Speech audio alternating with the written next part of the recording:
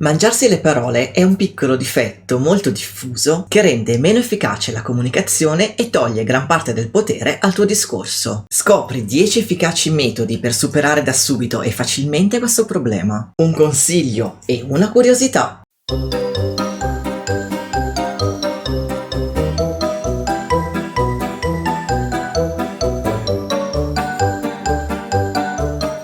Se segui il mio canale, evidentemente desideri avere più carisma, ma se ti mangi le parole, purtroppo sei ancora piuttosto lontano da riuscirci. La buona notizia è che applicarsi un minimo seguendo questi suggerimenti ti darà ottimi risultati. Per avere carisma, e ormai ti sarà chiaro, bisogna essere degli ottimi comunicatori. Ma come ti ribadisco sempre, non è importante solo quello che si dice, ma come lo si dice. Il modo fa tutta la differenza. Puoi anche avere un'idea eccellente ed essere veramente un esperto in quell'argomento, ma se non sai comunicare nel modo adeguato, purtroppo fallirai. E una delle primissime cose che bisogna imparare a fare, anche se sembra piuttosto banale, è quella di non mangiarsi le parole e scandirle bene. È irritante ascoltare qualcuno che se le mangia, oltre a rendere confuso il messaggio e trasmettere un senso di insicurezza ed agitazione. Tu invece vuoi avere il controllo della situazione ed apparire sicuro di te, far arrivare con tutta l'immediatezza e chiarezza possibili il tuo messaggio. Non è vero? Mangiarsi le parole accade sia nei discorsi in pubblico che nelle conversazioni private. E se nel primo caso potresti eventualmente cogliere solo delle espressioni perplesse fra la platea, nel secondo potrebbero magari chiederti di ripetere. E l'errore più comune è quello di ripetere alzando il volume della voce, come se fosse quello l'ostacolo, quando invece non si sono scandite bene alcune sillabe. Per comporre foneticamente le parole emettiamo un suono attraverso le nostre corde vocali che viene trasformato nelle 7 vocali fonetiche. Le vocali alfabetiche sono 5,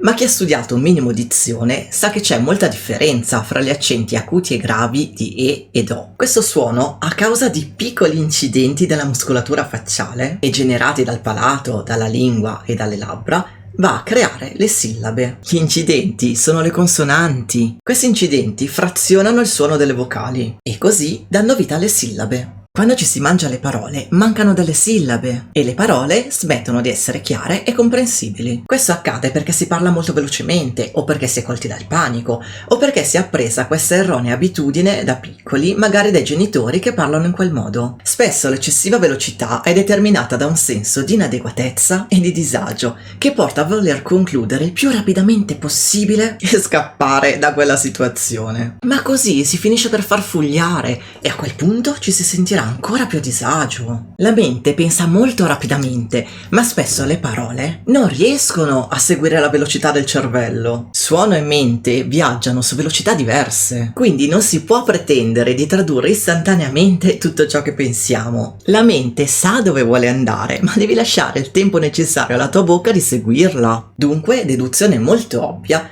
finché non avrai risolto questo piccolo problema, dovrai sforzarti di parlare più lentamente, in modo da avere piena padronanza di ciò che dici. O sei Eminem, oppure dovrai scendere a compromessi. Non ti sto consigliando di parlare lentamente, perché quando si eccede per cercare di correggere questo errore, si incorre nell'altro difetto che toglie forza alla tua comunicazione, e cioè di diventare assolutamente noiosi. Bisogna sempre mantenere un buon ritmo che dia brio ed energia alle tue parole, ma media fra quello che ti suggerisce la tua mente e quello che ti consente di fare la tua muscolatura facciale. Quando poi ti sarai abituato ad articolare tutto bene seguendo le prossime tecniche, potrai permetterti di aumentare la velocità senza però ricadere in questo errore. Un consiglio: per rallentare trovando il tuo giusto tempo, ti consiglio di concentrarti sulla respirazione. Spesso, senza renderci conto, vogliamo accatassare il maggior numero possibile di parole entro il tempo di un respiro. Quindi potresti immaginare ogni tuo respiro come il vagone di un treno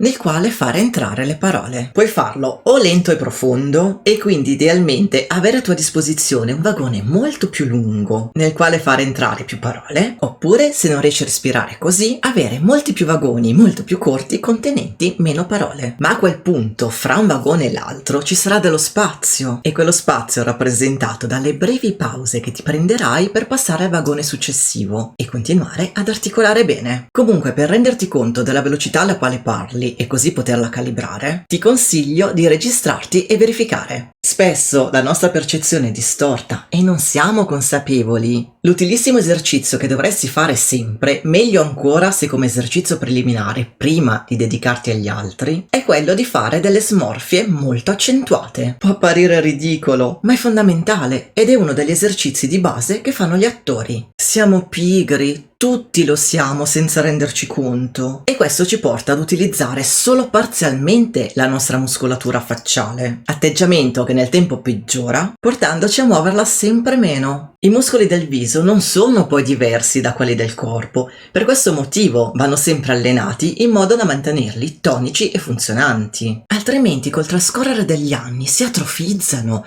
Ecco uno dei motivi per i quali a volte la voce delle persone anziane è meno comprensibile. Utilizzando in modo più completo i muscoli facciali, la voce uscirà molto più chiaramente e ci aiuterà a pronunciare le parole senza mangiarci le sillabe. Ma proprio come alleniamo i muscoli del corpo con l'allenamento fisico, o almeno spero che tu lo faccia, altrettanto dobbiamo fare con quelli del viso. E l'unico modo efficace è quello di fare delle smorfie decisamente esagerate e caricaturali, così da metterli in moto tutti. Una curiosità!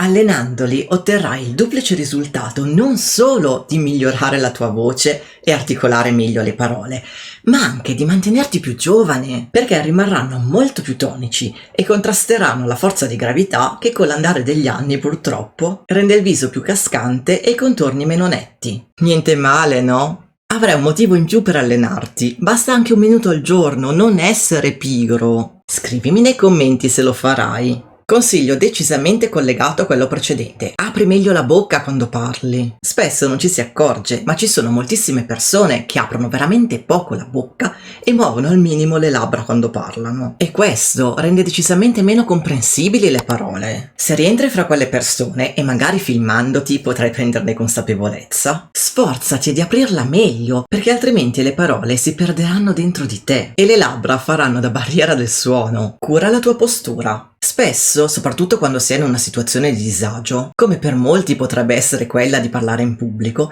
si tende a chiudersi su se stessi e rimanere un po' incassati, con il mento rivolto leggermente verso il basso. Questo ti ostacola nel tuo obiettivo di articolare meglio. Ricordati di stare dritto e con il mento lievemente verso l'alto. Sottolineo lievemente. Basta un'inclinazione impercettibile, perché altrimenti il tuo linguaggio del corpo potrebbe apparire arrogante. Ma quel minimo ti aiuterà parecchio. Ora degli esercizi facilissimi, anche se purtroppo un po' noiosi, ma indispensabili per raggiungere dei progressi fenomenali, anche se ti avviso che molto probabilmente ti sentirai un po' stupido nell'eseguirli. Prendi un libro qualunque e inizia a leggere sillabando, come quando alle elementari si impara a leggere. Fallo però leggendo a ritroso, dal basso verso l'alto e da destra verso sinistra. Questo perché leggendo nell'ordine giusto la tua mente sarebbe troppo focalizzata sul significato e non a sufficienza sull'esercizio.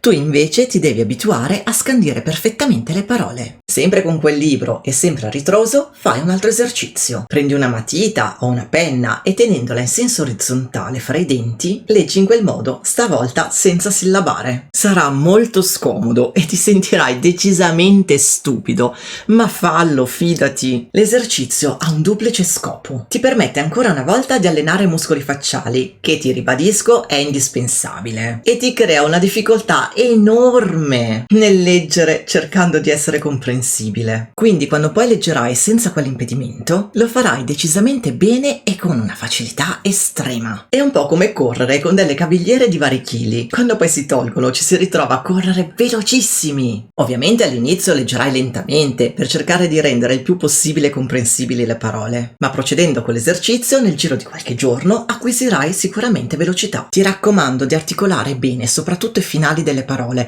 perché sono quelli che tendenzialmente vengono fagocitati dalla parola successiva. Un consiglio: è un esercizio utilissimo da fare poco prima di tenere un discorso in pubblico. Il beneficio appena acquisito manterrà il suo massimo effetto per tutta la durata del tuo discorso. Esercitati con gli scioglilingua. Ne troverai moltissimi in internet. All'inizio leggili lentamente, poi prendendo dimestichezza aumenta sempre di più la velocità, ma cercando ovviamente di non sbagliare mai, altrimenti non vale. Meglio ancora se li imparerai a memoria e li dirai senza leggerli. È un esercizio straordinariamente efficace che mi faceva sempre fare l'insegnante di dizione alla scuola di recitazione teatrale. Avevamo una dispensa piena di scioglilingua improponibili che avevano il duplice scopo di farci articolare meglio le parole, ma anche di minimizzare i difetti di dizione. Ogni scioglilingua, infatti, era incentrato su un difetto di dizione in particolare. Come ti ho già detto in altri video, ho detestato quelle lezioni e non mi sono mai impegnata un granché.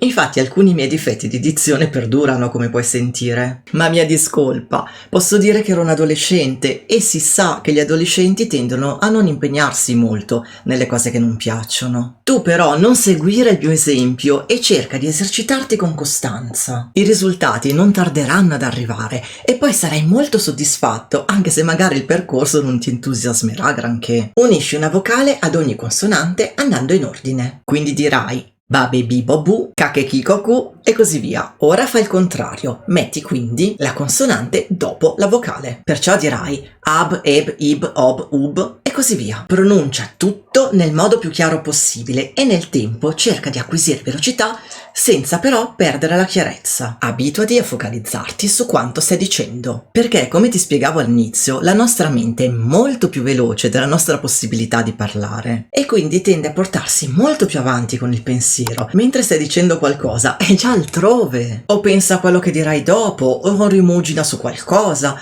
o si distrae guardandosi attorno e commentando nel suo dialogo interiore. Tutto questo ti distoglie da quello che stai dicendo e quindi ancora una volta rischi di mangiarti le parole. Cerca di essere molto presente mentre parli e non vagare altrove con il pensiero.